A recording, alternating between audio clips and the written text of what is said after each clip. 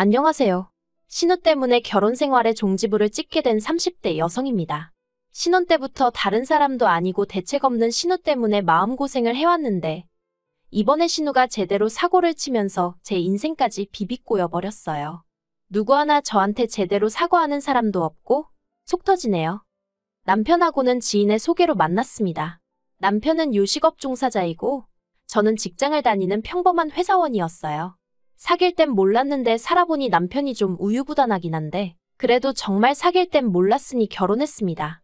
그리고 사실 우유부단하다는 걸 빼면 나머지는 그런대로 괜찮은 사람이거든요. 그런데 또 적어놓고 보니까 그 우유부단한 게 정말 큰 단점이긴 했네요. 그런 성격 때문에 사람들한테 싫다는 소리를 잘 못하거든요. 돌이켜 생각해보면 연애 때도 늘 그런 식이었어요. 어디 식당을 하나 가도 자기가 먼저 딱 골라오는 법이 없고 여기 갈까 저기 갈까 해가며 제 눈치를 살피기에 급급했고 대화를 주고받는 와중에도 제 기분을 살피느라 정신이 없었으니까요. 그리고 저는 그런 남편이 그저 저를 너무 좋아해서 저한테 잘 보이고 싶어서 그러는가 보다 했던 거죠.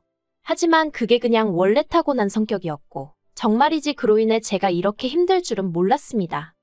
저희는 결혼할 때 양가에서 특별히 받은 도움은 없습니다. 일단 시댁 형편이 넉넉지가 않았는데 남편이 어렸을 때 아버님이 일을 하다 사고를 당하셔서 무릎에 철심을 박으셨다 들었어요. 그리고 그로 인해 장애 등급을 받으셨는데 사회가 장애에 대한 인식이 부정적이다 보니 이후로 일자리 구하기가 여의치 않으셨다대요.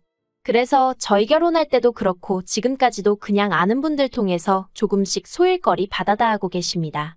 그리고 사정이 그렇다 보니 어머님은 어머님대로 식당 일도 하시고 건물 청소도 하시고 그러다 지금은 몇 년째 요양원에서 어르신들 도와드리는 일을 하고 계세요. 그러니 결혼할 때 시댁에서 도움을 받는다는 건 상상도 할 수 없는 일이었지요. 그리고 저희 친정부모님도 두 분 앞으로 살고 계신 집 한 채 있으셨고 노후 준비나 되어 있는 정도였지. 딸 시집 보낸다고 1억이고 2억이고 척척 내주실 형편은 아니셨어요. 그래서 표현이 좀 그렇긴 한데 겸사겸사 양가의 손은 벌리지 않고 남편이나 저나 서로 모은 돈만 가지고 결혼하자고 얘기가 된 거고 저는 불만 같은 건 전혀 없었습니다. 그리고 그렇게 저희는 서울 끝자락에 위치한 빌라 전세를 얻었습니다. 방둑한 화장실 하나로 신혼부부인 저희가 살기엔 적당한 곳이었어요. 여담이지만 집들이 때 시부모님께선 방이 하나가 남는 거 아니냐며 여기 우리가 들어와서 살까 하는 농담을 하셨는데 순간 심장이 벌렁벌렁 거리더라고요. 실제로 아닌 게 아니라 저희 결혼할 때 합가는 어떻게 생각하는지 어머님이 두세 번 저를 떠보신 적도 있으셔서요. 나중에 덧붙이시기를 1,000원 한 장 못 보태주니 미안해서 집이라도 내어줄까 하는 마음에 하신 소리였다고는 했지만 저희 시부모님도 저희와 마찬가지로 방둑에 화장실 하나인 빌라에 살고 계셨으니 이러나 저러나 가당치도 않은 이야기였죠. 그런데 저희 집들이 때 오셔서 또 들어와서 살까 하시니 제가 깜짝 놀랄 수밖에 없었네요. 반면에 저희 친정부모님은 아무리 시작하는 신혼부부라지만 꽤나 속상해하셨어요. 이렇게 열악하게 시작할 줄 알았으면 대출을 받아서라도 얼마 해줄 걸 그랬나 싶기도 하시다며. 아무튼 그래도 저희 두 사람 사이에는 별다른 문제가 없었기에 부족한 환경이었어도 알콩달콩 재미지게 살았습니다. 그러다 조금씩 불협화음이 나오기 시작한 건 남편의 하나뿐인 여동생인 신우가 시집을 가겠다며 남자를 데려오면서부터였죠. 저희 신우에 대해서 어디서부터 어떻게 이야기를 해야 하나 싶은데 단도직입적으로 말해서 저에게 만약 남동생이 있다면 적어도 신우 같은 여자는 안 만나길 바랬을 것 같아요. 일단 저희 신우는 인물은 나쁘지 않아요. 아주 절세미인은 아니어도 동글동글하니 귀엽게 생겼다고 해야 할지. 그런데 문제는 노는 걸 엄청 좋아했어요. 남녀 가릴 것 없이 처음 본 사람하고도 밤늦게까지 어울리는 건 기본이고 술을 또 너무 좋아해서 인사불성이 되어 남편에게 연락을 해오는 경우도 허다했죠. 한 번은 시댁에서 1시간도 넘게 떨어진 경찰서에서 연락이 와서는 신우가 길가에 쓰러져 있다길래 제발 택시에 태워보내달라고 간곡히 부탁을 드린 적도 있다니까요. 그리고 그렇다 보니 성실하게 사회생활을 하지 못했습니다. 지각과 무단결근을 일삼다 보니 한 회사에서 거의 6개월 이상 버티지를 못하는 듯했죠. 하지만 까놓고 말해서 저랑 피 한 방울 안 섞였는데 제가 뭐라고 한들 제 말을 들어먹겠어요? 그냥 속으로 한심하다 어쩌려고 저러나 하고 혀만 찰 수밖에 없었네요. 그런데 그런 신우가 시집을 가겠다니, 그런 신우여도 좋다는 남자가 있다니? 표현이 웃긴데 집신도 짝이 있다더니 정말이구나 싶더라니까요. 그리고 그렇게 온 가족이 축제 분위기로 들떠있는 와중에 저는 문득 신우가 모아둔 결혼자금은 좀 있나 하는 생각이 들었습니다.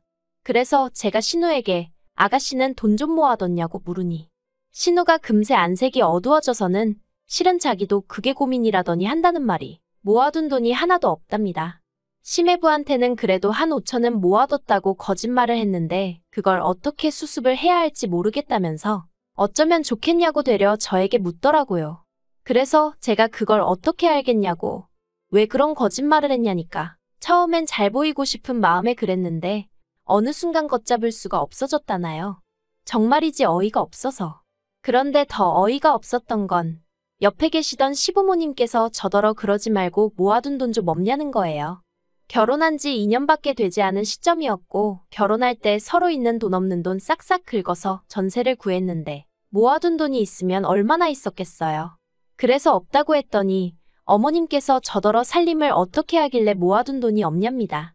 아니 물론 솔직히 하나도 못 모은 건 아니었죠. 그렇지만 저희라고 언제까지 전세살이만 할 것도 아니고 그런데 이런 걸 구구절절 어머님께 다 말씀을 드려야 하나 싶대요. 막말로 제가 진짜 몇 억씩 쌓아놓고 사는 사람이라고 쳐도 저 싫으면 안 빌려줄 수도 있는 거 아닌가요? 하지만 이런 걸로 왜 어머님한테 제가 시달려야 하나 싶고 그 와중에 왜 신우는 난데없이 울고 있는 건지. 아무튼 여러 가지로 황당해서 남편을 쳐다보며 당신도 뭐라고 말 좀 해봐 하니까 남편이 그러지 말고 한 2천만 원이라도 어떻게 좀 빌려줄 수 없을까 하는데 기가 막혀서 말도 안 나오대요.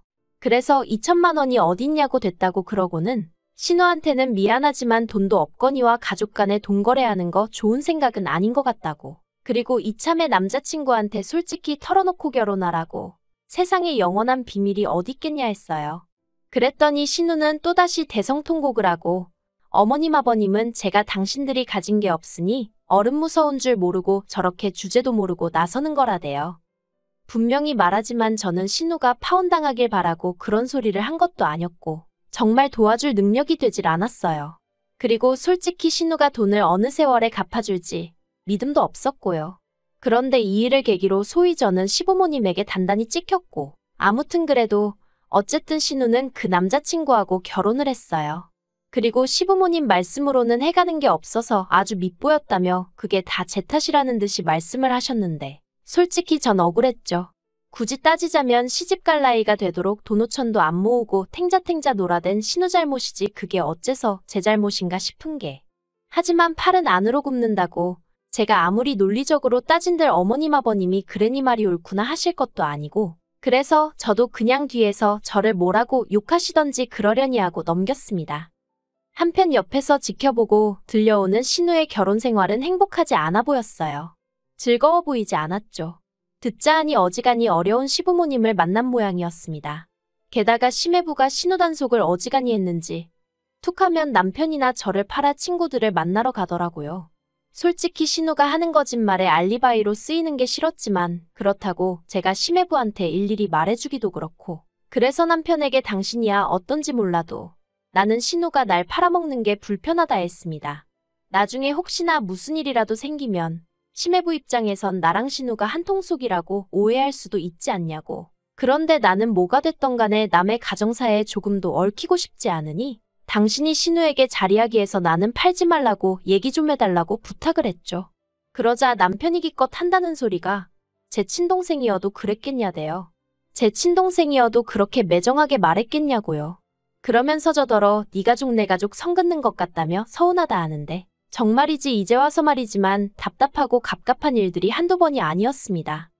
하지만 결정적으로 시댁 식구들과 연을 끊는 것도 부족해 아예 남편과 이혼을 결심하게 된 일이 있었으니 그건 저도 남편도 아닌 신우의 바람이었습니다. 신우가 어쩌다 시매부한테 들켰는지는 온 가족이 저에게 쉬쉬를 해대니 모르겠어요. 하지만 시매부 말이 신우가 바람을 폈고 그 상대가 저랑 같은 회사에 다닌답니다. 그런데 더 황당한 건 신우가 제가 소개시켜준 사람이라고 그랬다는 거예요. 저랑 신우랑 술 한잔하고 있는데 우연히 신우의 상간남, 그러니까 제가 소개시켜줬다는 그 직원이 합석을 하게 되면서 제가 통성명을 시켜줬다나요. 그리고 신우가 한다는 소리가 그 남자가 신우더러 저희 회사에 들어올 수 있게 힘을 써주겠다 그래서 두세 번 만난 게 전부라고 그랬다는데 당연히 전부 다 새빨간 거짓말이었어요. 제가 신우랑 단둘이 술을 먹은 일부터가 없었으니까요. 그리고 저는 그 남자 직원이랑 이름하고 얼굴 정도만 아는 사이지. 신우가 아니라 다른 여자라고 해도 제가 나서서 통성명을 시켜주고 그럴 사이가 절대 아니었습니다. 그리고 무엇보다 그 남자 직원의 직급이나 이것저것 물어보나 신우를 입사를 시키고 그런 건 뭐 말도 안 되는 소리였죠. 그런데 심해부는 그래도 신우가 지 와이프라고 그런 건지 어떻게든 신우를 믿고 싶기라도 했던 건지 신우 말만 듣고 와서는 저에게 따져대기 시작했습니다. 저더러 어떻게 그럴 수가 있냐면서요. 게다가 시부모님도 금세 이 일을 알게 되셨습니다. 심해부가 결국 신우를 쫓아냈고 갈 곳도 돈도 없었던 신우가 시댁으로 들어갈 수밖에 없었으니까요. 시부모님이 저와 남편에게 내려오라 하셨고 무슨 이야기가 오갈지 뻔히 알았지만 안 갈 수도 없어서 죽을 상을 하고 시댁을 찾았습니다. 그리고 그렇게 저희가 시댁에 도착했을 때 아버님은 이미 술에 말 그대로 진탕 취해 계셨는데 신발장에서 신발 뻗는 저를 발견하시고는 냅다 리모컨을 집어던지셨어요. 그리고는 저더러 네가 기어이 내 딸 신세를 망치려 드냐며 가만 안 두겠다고 하시더라고요. 그래서 제가 아버님 떨어 저는 정말 모르는 일이라니까 왜 이러시냐고. 그리고는 어머님한테도 제 억울함을 호소했습니다. 제가 미쳤다고 결혼한 신우한테 유부남을 소개시키겠냐고요. 하지만 어머님께서 기껏 하신다는 말씀이 내 딸이 너보다 이쁘고 시집도 잘 갔다 싶으니까 셈이 나서 그런 거 아니냐입니다. 웃겼어요. 그 와중에 어머님도 내심 당신 아들인 저희 남편보다 사위가 낫다고 생각하고 계셨나 싶은 게 아무튼 어머님더러 그런 거 아니다. 그렇게 생각해 본 적도 없다. 신우가 이런 상황에 처한 건 유감이지만 정말 저랑은 아무런 관련도 없다고. 그런데 얄밉게도 신우는 그 와중에 자기가 무슨 피해자라도 되는 것 마냥 또 거실 한쪽 구석에서 질질 짜고만 있더라니까요. 그래서 제가 신우더러 아가씨도 입 있으면 말 좀 해보라고 아가씨랑 나랑 언제 단둘이 술을 먹었고 그 직원도 지금 이혼당하게 생겼는데 알긴 하냐 했죠. 심지어 그 직원은 애도 있는데 그 직원 와이프가 2번의 유산 끝에 정말 힘들게 얻은 아이였거든요. 그런데 지금 그런 가정을 깨뜨린 거라고 소리를 질렀더니 신우가 한다는 말이 기억이 안 난답니다. 자긴 아무것도 모른다나요. 그래서 도저히 안 되겠다고 삼자 대면 하자고 했습니다. 신우랑 그 직원이랑 저 셋이서 만나서 어떻게 된 건지 확인 좀 해보자고요. 그리고 결론부터 말하자면 결국 제가 제 핸드폰 내역이며 신용카드 내역이며 줄줄이 뽑아다 시부모님과 심해부 코앞에 들이밀고 나서야 제 결백을 인정받았습니다. 다시 말해 신우가 거짓말을 했다는 걸 모두가 알게 된 거죠. 그리고는 그 일로 심해부는 더 큰 충격을 받은 듯 했습니다. 왜냐하면 그 둘이 만난 게 인터넷 채팅을 통해서였고 그 남자가 처음이 아니었다는 것도 알게 되었으니까요. 심해부는 결국 신우에게 이혼을 요구했고 몸만 나가라고 했답니다. 위자료를 받아내고 싶은 마음이 굴뚝 같지만 어차피 신우나 저희 시댁 형편을 심해부도 뻔히 알고 있었으니 그냥 시끄럽게 일 키우지 말고 신우더러 너만 나가면 된다고 했다나요. 그리고 이 일로 신우랑 시부모님은 또 한 번 저를 원망하기 시작했습니다. 신우가 쫓겨난 게 저 때문이라면서 오해 좀 받으면 어떠냐고 막말로 적어도 저는 쫓겨날 건 아니지 않냐면서 사람들이 어쩌면 다들 자기 편한 대로만 생각을 하는지 어이가 없더라니까요.